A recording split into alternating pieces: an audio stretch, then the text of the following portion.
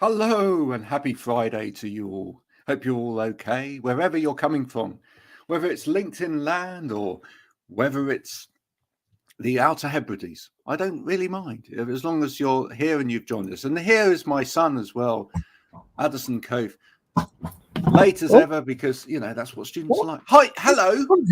I'm here. Oh, you're good. Good. You finally joined me.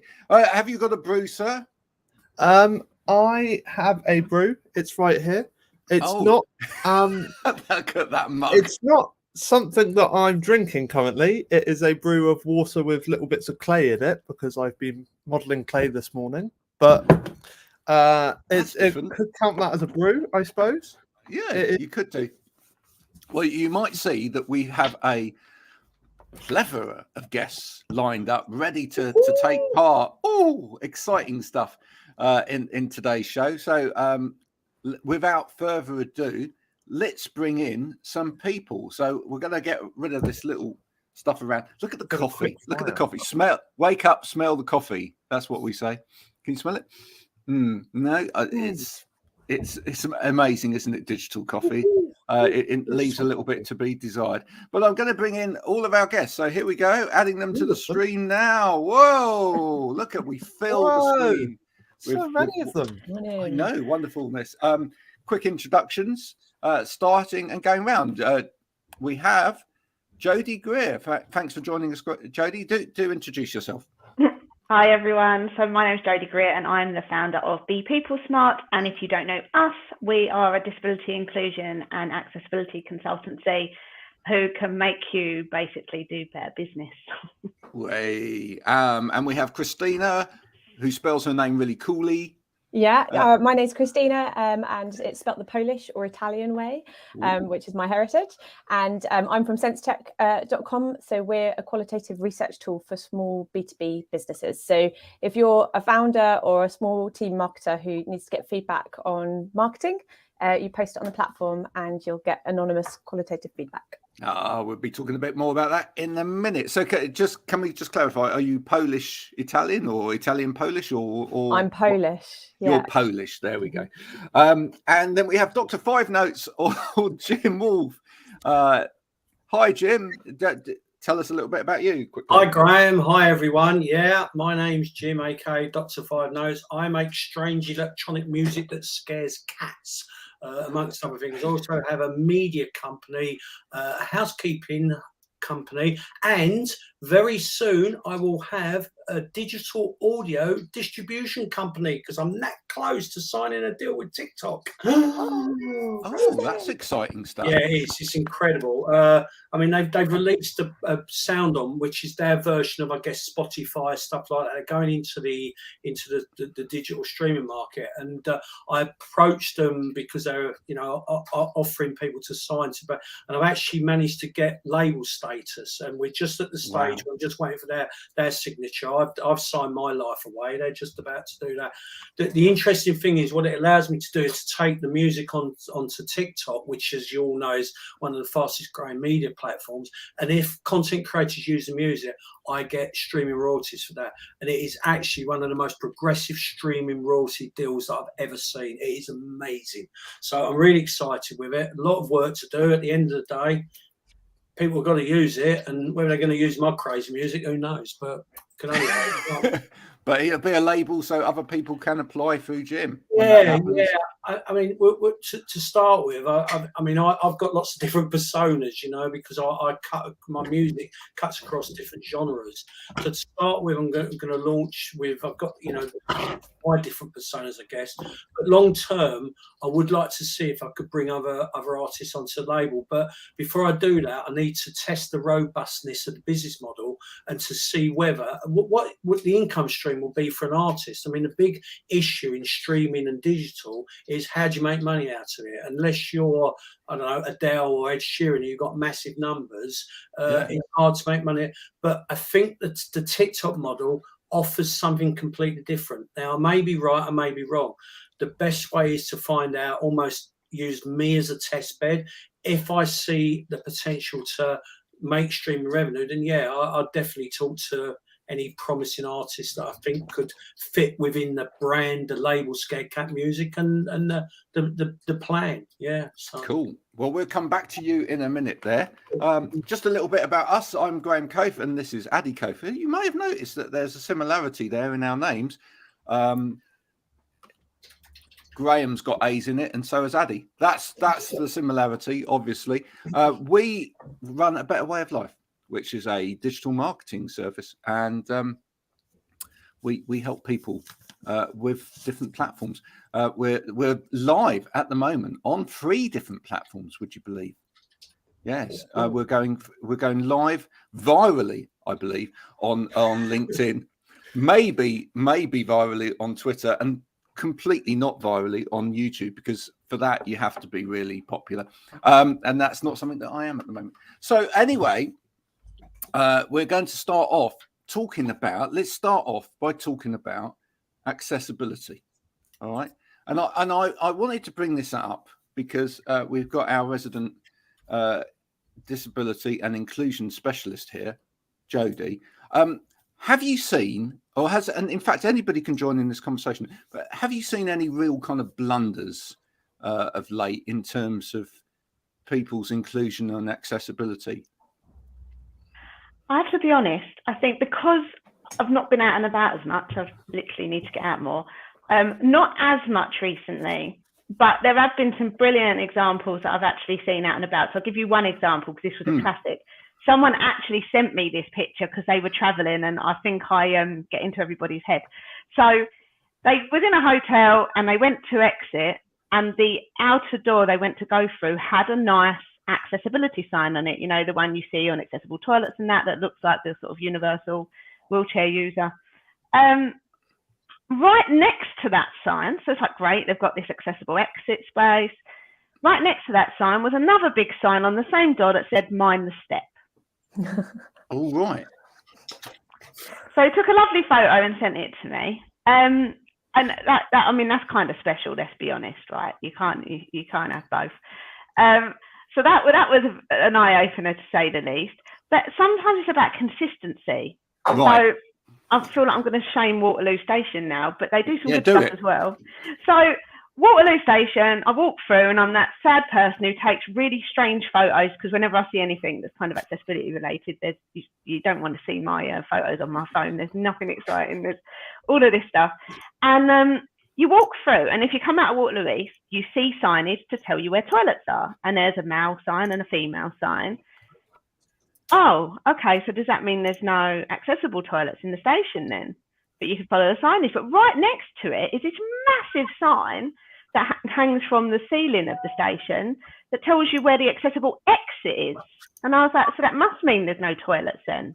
But when you go down the escalators to the main concourse, there's signage in a few different places telling you where all the toilets are, and it has the male, the female, and the accessible next to each other. So that lack of consistency is just, well, it's actually quite prevalent in a lot of places. You do some good, but you kind of undo it in other places. And I just don't understand why you wouldn't have consistency across the board. It doesn't make sense to me. No, it doesn't. Morning, Stephen. Thanks for joining us. Dr. Five Notes, you're going to comment on this. Yeah, accessibility on LinkedIn. I mean, Claire Carroll champions this. I don't know if she's tuning in today. Using captions in video.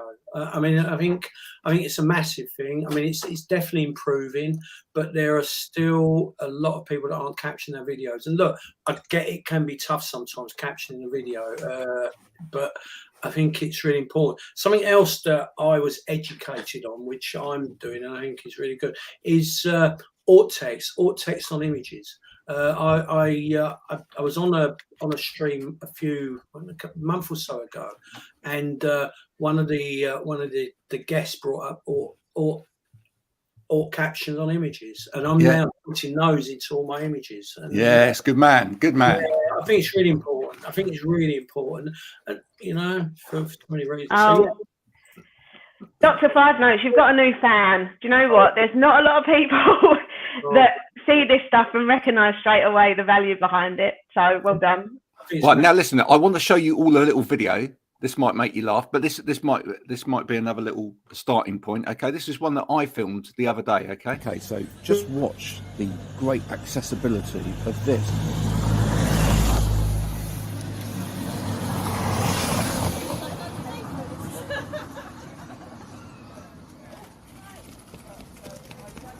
Right, let's cross the road. Right, up the road because we haven't got a lot of time. Yeah, choose that. Up the road. That's right, absolutely no sound whatsoever.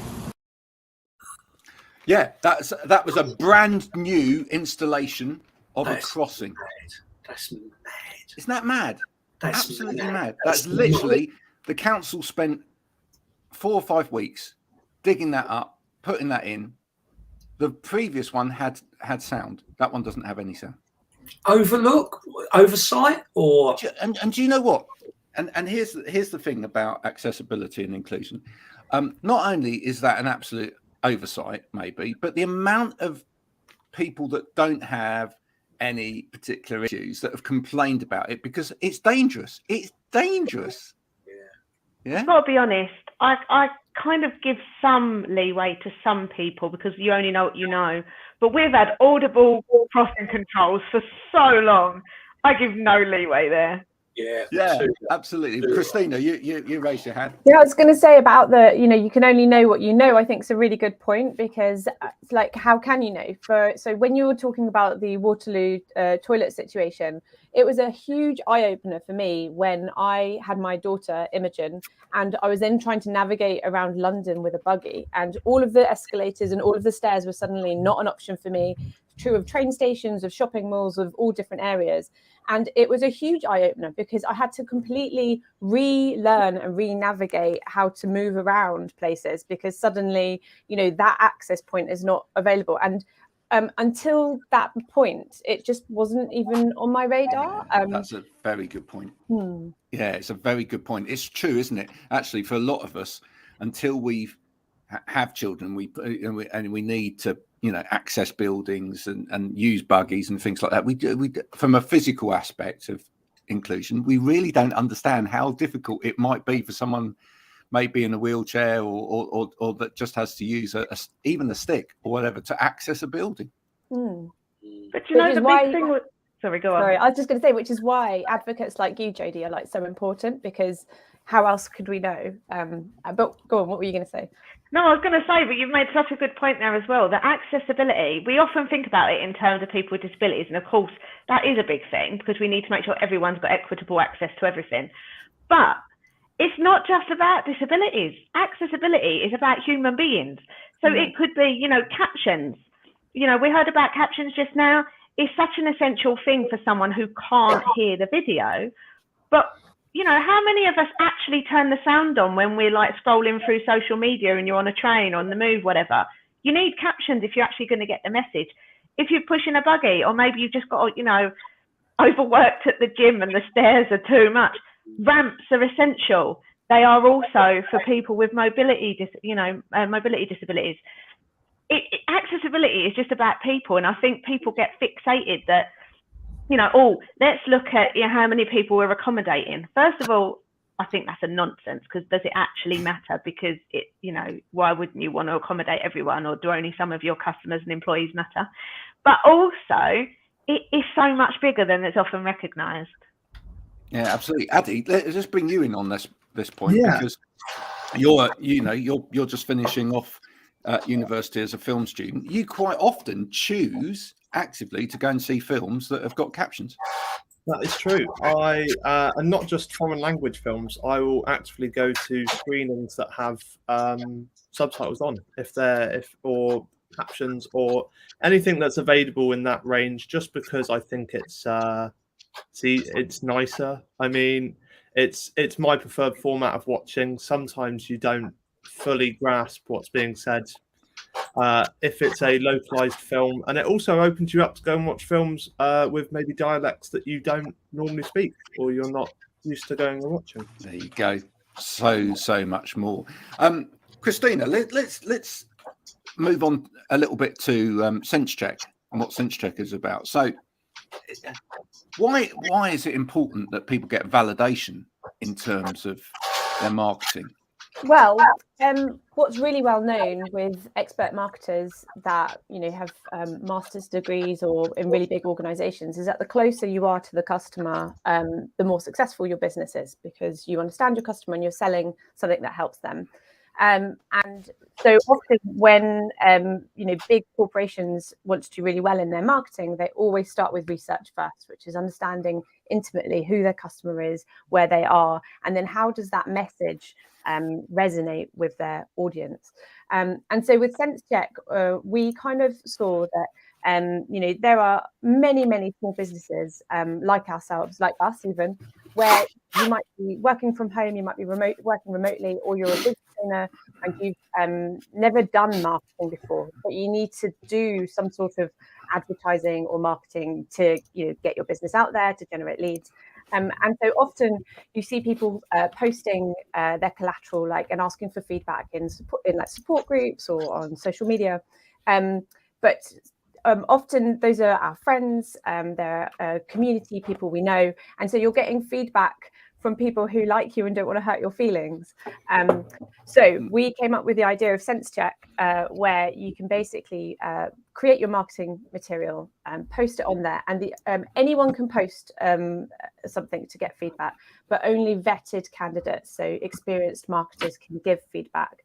So it's really cost effective, and it means that basically you can check to make sure that your messaging, your positioning, your kind of your advert is making as much sense as you would like it to. And we've seen some really positive results. So the people who have, for example, do email outreach, have posted their emails into the platform, implemented the feedback, and they've seen a triple, 3 times in their open rate. So it's based on using the feedback that they got from people. Exactly. So comparing the campaign before, getting the feedback, implementing the feedback, running the campaign again, and triple rates, open rates tripled, which is. I mean, I hear entirely what you're saying. I'm a big fan, because I totally don't get this idea that, and I see it on some of the social media platforms all the time. Someone has already spent money paying a professional to work up ideas, for example, on a logo, which might have cost them hundreds of pounds, and then they put it out on social media and they into an echo chamber, and they get back all these different ideas from different people, none of which correlate, and they still have no better idea as to which one's going to work or not.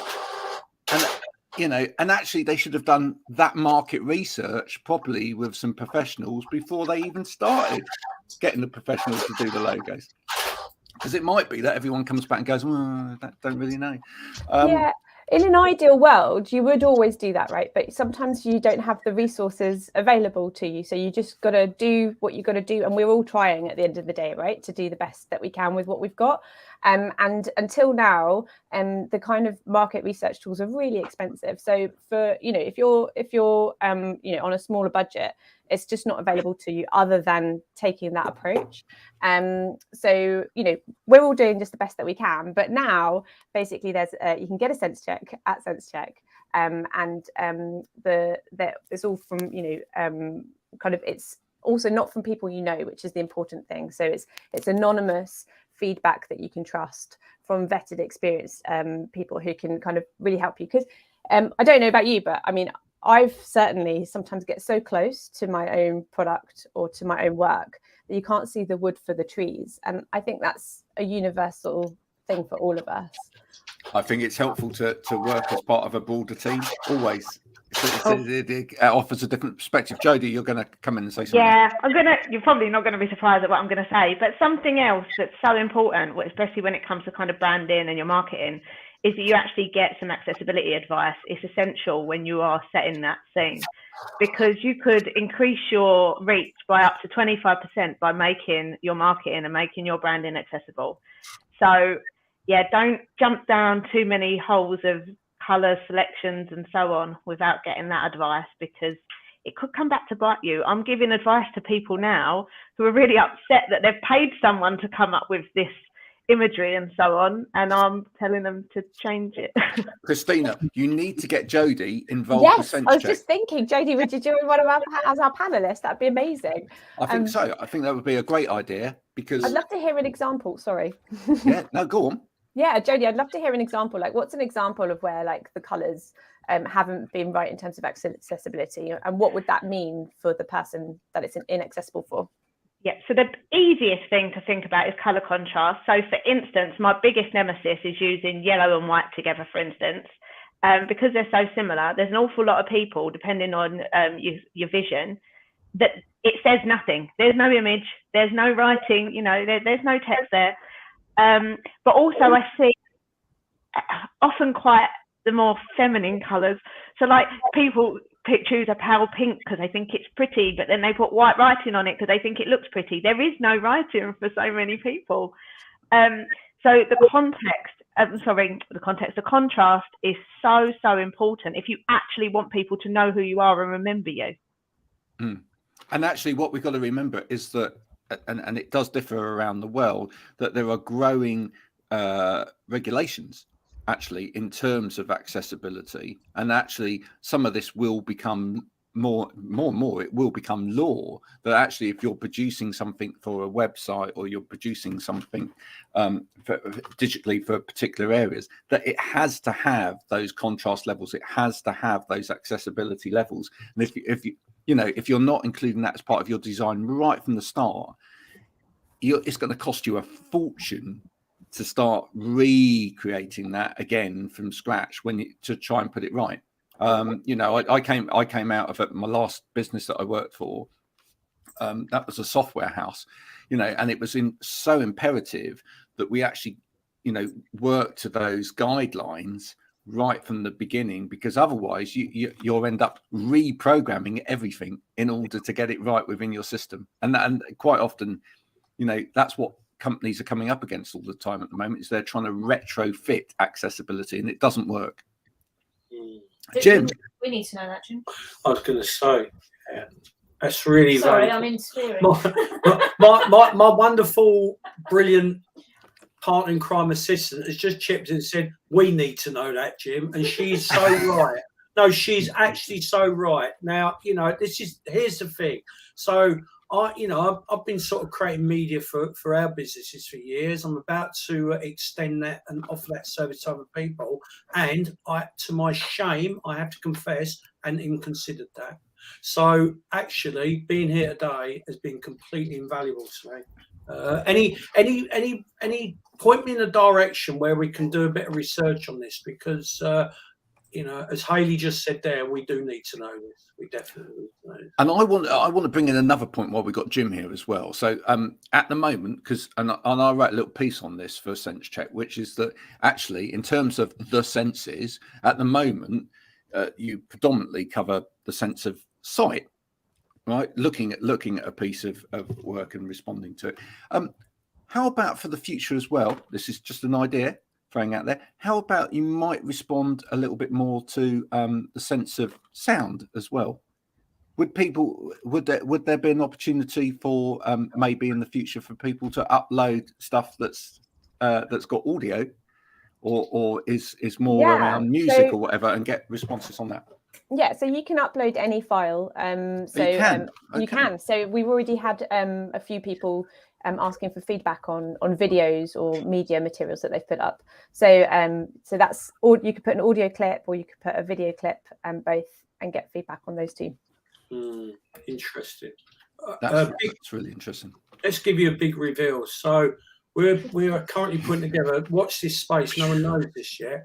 We're putting together at the moment a concept called audio logos. I mean, you're probably aware of audio logos. Intel, one of the most famous. I'm loving it. McDonald's, and other fast food brands are available. Absolutely. And I was approached by someone a while, because I'm known as the music guy, the cat crazy guy, yeah. And someone approached me about 2 or 3 months ago, and I'd not even thought about this. If you ever thought of doing audio logos, I'd like an audio logo.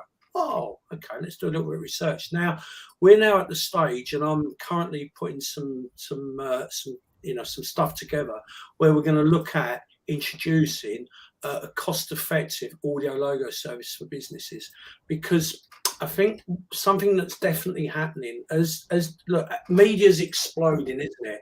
You know, I mean, TikTok's driving it, LinkedIn, Facebook, it's audio, it's visual. Now, a big thing that I'm always banging on about to people is the issue of copyrighting music and taking sound and making sure you're not going to get sued. I mean, anyone that's been on YouTube for a number of years understands this perfectly. But as this is exploding, I think one of the issues for businesses is, right, okay, if I'm going to introduce sound, how do I make sure that I'm protected? How do I make sure I'm not going to break copyright? How can I be unique? I mean, look, there are music download sites out there. You can buy a license for a piece of music, but anyone else can use it. You know, if you've got your brand, do you want the same music that someone else has got, or do you want to stand out? So we actually believe that there's an opportunity to develop the audio logo. It's nothing new, but it's been something that's been very much focused on with the big business corporations. But the plan is to bring it in a cost-effective way where maybe smaller businesses can look at it and take it on board. So watch this space. It should launch in about 3 weeks. You've heard it here first. And do you know what? You're so right about that audio copyright as well, though. Yeah, absolutely. And actually, I've seen it a lot on some of the lives on LinkedIn. Oh, it's crazy. So the amount of people that are playing pre-recorded audio on these lives, and they do not realise that there is copyright on that material. I mean, look, StreamYard give you free audio tracks which you can play on here, right? Here's one of them, and there's a reason why you probably wouldn't want to choose this. All right. I mean, it does what it says on the tin. Yeah, exactly. It's a little feed the ducks, that one's called.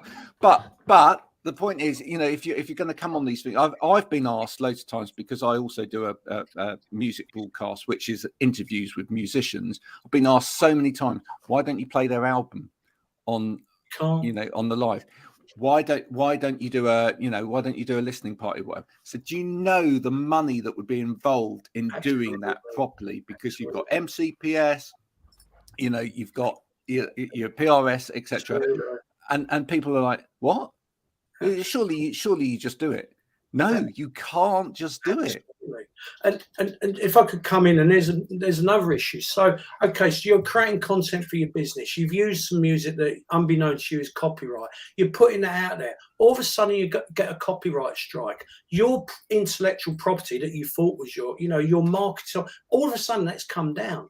That no longer exists. So all that work is, not only that, you look bad, don't you? Now, can I just check I understood that correctly? So are you saying that if, for example, you created a video about your own content, your own stuff, and it had music created by someone else, and you got a copyright strike, you're no longer allowed to use that video? Is that right? Correct. Happening on YouTube. It depends on your platform for what happens. It does at the moment, but it won't. Okay, so this is where it sits at the moment. YouTube are very, very, very hot on this. They're very hot on this, and this is why they're hot on it, because people like Metallica, bands like Metallica with big bad lawyers got involved because the YouTube was going like that. Now, there are other platforms where at the moment, you can get away with it, but this is why, in my considered opinion, take LinkedIn. LinkedIn is still very, very low key when it comes to audio. If LinkedIn explodes, as it probably will do, all of a sudden, the copyright lawyers that have been spending their time on YouTube will turn their attention to LinkedIn. And if anyone thinks that's not going to happen, unfortunately, they're being foolish, because there is massive money that is made in copyright protection. I mean, Universal Music, I've got a musician friend who's been in the business for years. He's had horrendous problems with Universal Music. This is how I first became aware of it.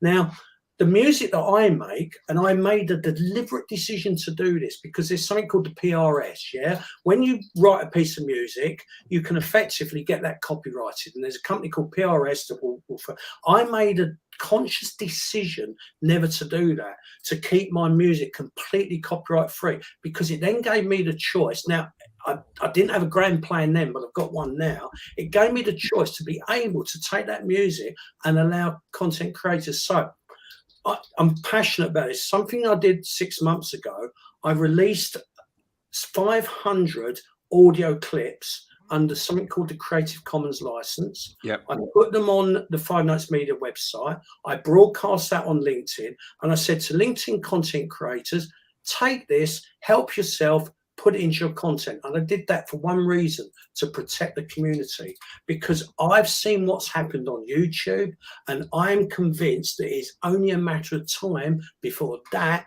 becomes. And take TikTok. I mean, TikTok's unique. TikTok has a resource of music that you can use. So you create your video, you put. Now, here's the thing, and a lot of people aren't aware of this. You take that clip that you've created on TikTok and put it onto another platform, you have now broken TikTok's licensing agreement. Because TikTok says, now I'm not sure whether they're taking the action, probably not, because they've got their TikTok logo all over the place. But if you read the TikTok agreement, it specifically states that this music can only be used on the TikTok platform. The reason for that is they have done deals with music publishing houses, because TikTok paid a lot of money. If you're using the good, the bad and the ugly, and you're allowing people to use that, making a 15-second video, you've paid a lot of money to the music publishing house to use that music. Yeah. Now, there's no and way. yeah, at the moment it's not happening like that. So people are creating content on TikTok, and then they're sharing it on other platforms. So I'm really heavily into repurposing content. If you're a content creator across multiple platforms, which I am, you have to repurpose. It's the only way you can build your reach. Now, but whenever I create anything for TikTok that comes across and it has music, it always has my music in it, because it means I can take that content, create it multiple times across medium, and that content is under no risk of copyright strike.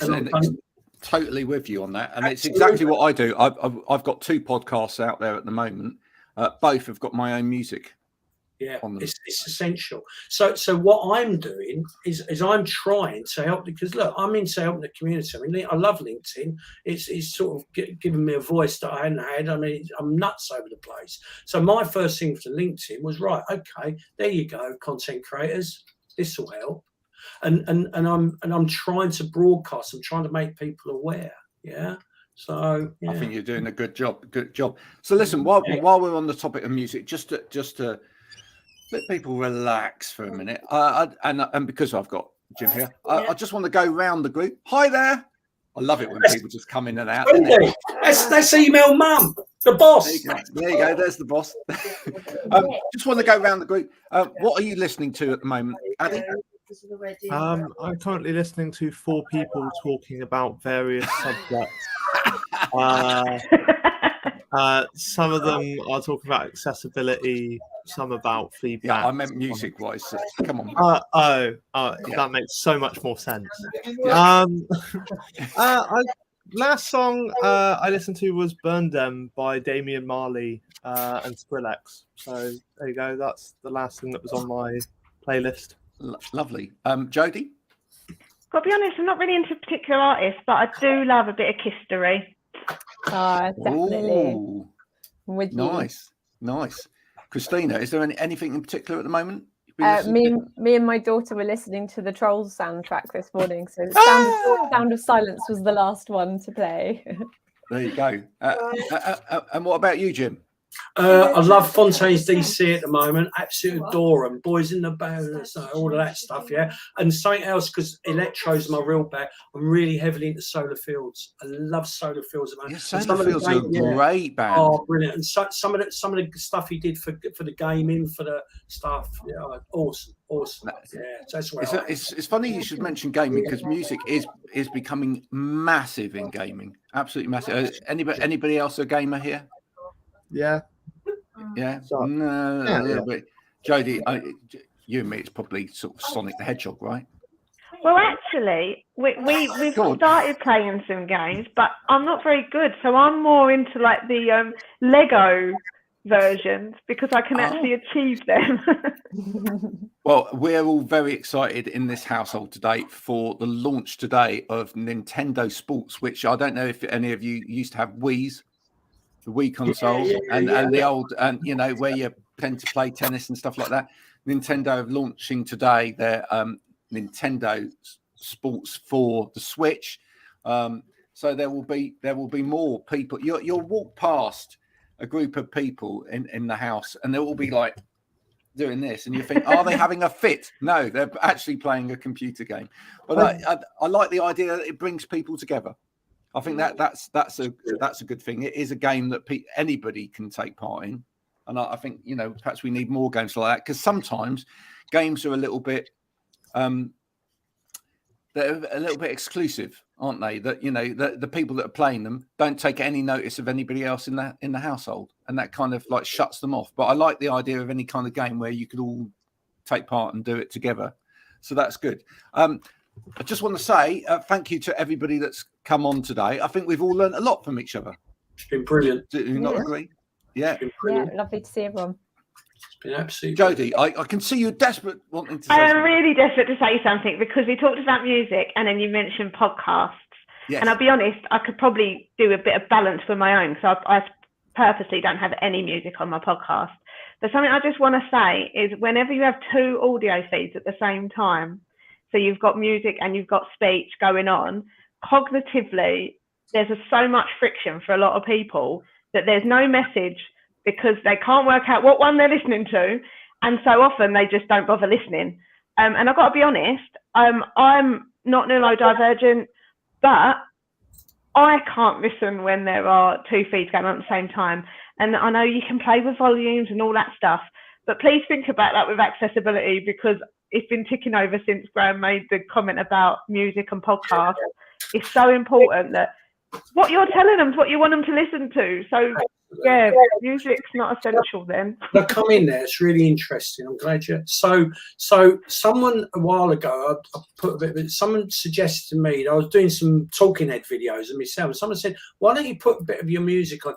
And I've never done it for that exact reason. Now I didn't know why I'd never done it. I've got to be honest, but it was like, because in my ears, it clashed. It was like it took away the focus. Now, again, going back to the music in podcasts, where I think music comes in so importantly in podcasts is as an intro and an outro.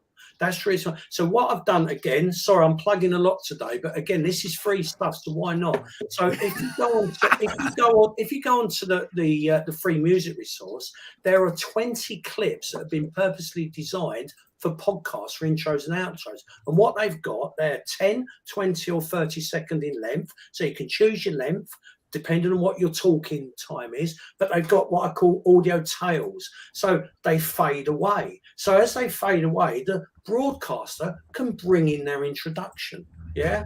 So there you go. So if you need one for your podcast, Jodie, go and help yourself. www.5notesmedia.co.uk. Whoa, it's free. In fact, let's do that quickly before we all go. So that's where people come to find your stuff, sir. Christina, quick. Yeah, sensecheck.com.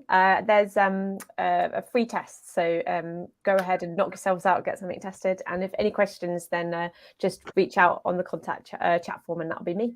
Absolutely, and connect with everybody here, by the way, on LinkedIn. And also, if you go to the SenseCheck website, there is also a marketing guide which you can download as well. Yep, absolutely. And bepeoplesmart.co.uk. Yep. No, I was coming to you, Jodie. Yeah. Okay, and what sort of resources can people find there, Jodie? They can find loads of stuff about what we do, all of our services, and also free resources.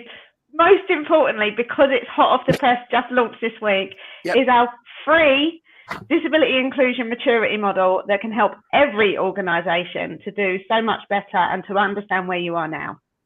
Do you know what? Brilliant. That is fantastic. Brilliant. Addy, we need to start creating some free resources as well, don't we? Yep. Yeah. We'll do that. I mean, actually, things like this are a free resource. So you can tune into this 24 hours a day, 7 days a week, and learn something, which is a marvelous thing. We're all going to disappear now. Go and have a drink to revive us. But if you found this useful throughout the day, do share it with somebody else so that they get the wisdom and understanding that you got from it as well. Thanks to all my guests. All our guests, shall I say, for joining us today. And we will see you again next week, same time, same place, for another edition of A Better Way to Do Friday. I hope you've enjoyed it. Bye for now. Bye, everybody. Bye.